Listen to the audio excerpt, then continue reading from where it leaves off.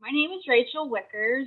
I am the Parent Engagement Specialist here at the Indian Community School in Franklin, Wisconsin. I, right now, currently am one of the community partners with our FAST for fourth and fifth grade. I came to be with FAST as a family. I have 9 children, and so my husband and I went ahead and did fast together, thinking, oh, well, we already do, like our dinners together and a lot of that stuff.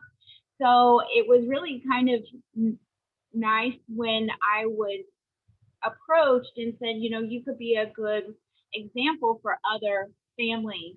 And it proved to be very worthwhile.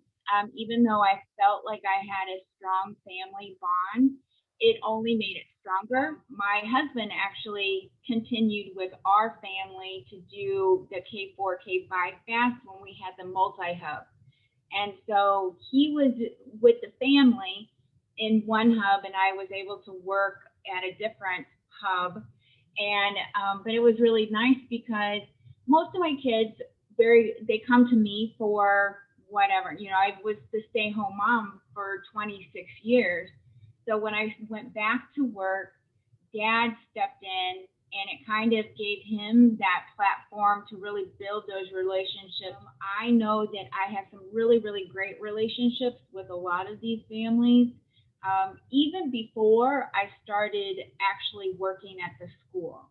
So I did a lot of the parent partner stuff as, like a just help out the FAST team before I was employed at the Indian Community School. And so those relationships from the FAST families have helped me in my role now. It had built a lot of that trust. They don't just see me as an employee, they see me as somebody that they can talk to. And as a parent engagement specialist, that's the meat and bones of my job. And so just being able to show them a real side of me, was able to have them show their vulnerable states and trust me. So I developed those relationships with FAST.